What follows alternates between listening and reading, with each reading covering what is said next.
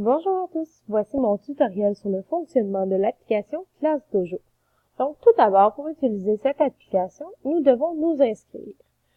Lors de l'inscription, il vous offre la possibilité entre 4 types de comptes, donc parents, élèves, membres de la direction et enseignants.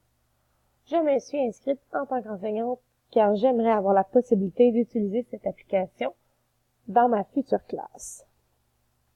Par la suite, comme nous pouvons remarquer, cela nous dirige vers cette page-ci qui est la page d'accueil de mon compte. Nous pouvons ajouter à notre compte l'établissement à laquelle nous enseignons. De plus, nous pouvons créer des classes différentes à chaque année. Donc, pour cette fois-ci, nous allons y aller avec aide technologique. Donc, en cliquant sur la classe, nous pouvons remarquer tous les élèves inscrits. S'il y a un élève qui arrive en cours d'année, nous pouvons également en ajouter. Donc, en cliquant sur le petit plus ici, inscrivant le prénom et le nom de famille, en ajoutant et en l'enregistrant.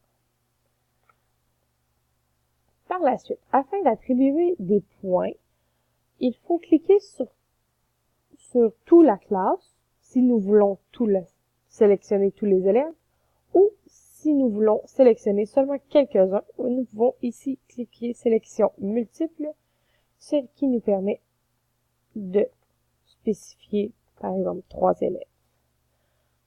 Et lorsque nous avons choisi nos élèves en particulier, nous pouvons adresser une remarque positive ou à travailler. Dans les compétences positives, ils nous permettent de modifier ou même de changer le pointage de chacune des compétences positives.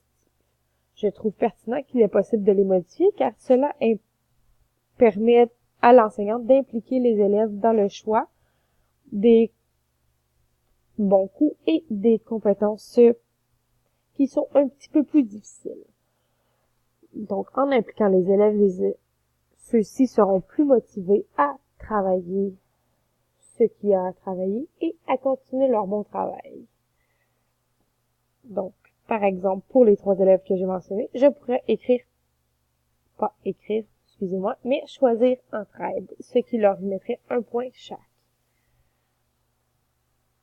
Par la suite, nous avons également la possibilité de seulement sélectionner un élève, de choisir par exemple une compétence à travailler. Nous pouvons également changer les compétences à travailler, tout comme le positif. Si nous choisissons par exemple bouscule ou frappe un autre, nous pouvons également ajouter un commentaire à ce choix que nous avons fait afin que le parent puisse le voir également.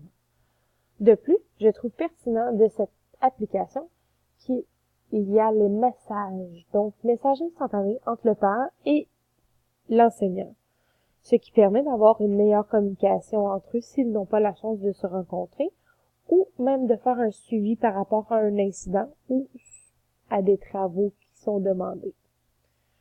De plus, je trouve qu'il est pertinent de pouvoir publier sur la page de la classe des bons coups des élèves et des projets qu'ils ont faits, ce qui permet aux parents d'avoir un suivi en classe et aux élèves une satisfaction de réussite.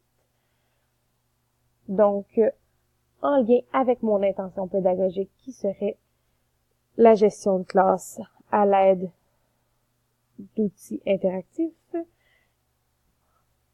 nous pouvons utiliser cette application soit sur ordinateur, tableau interactif blanc que nous avons maintenant dans les classes, dans la plupart des classes, et également sur un téléphone cellulaire.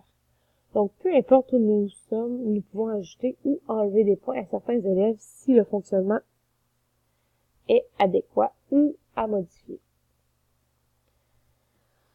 Finalement, je pourrais vous dire que cette application aide la gestion car les élèves peuvent personnaliser également leur petit avatar que nous voyons ici, ce qui leur permet de se sentir également inclus et d'avoir leur propre opinion sur le sujet.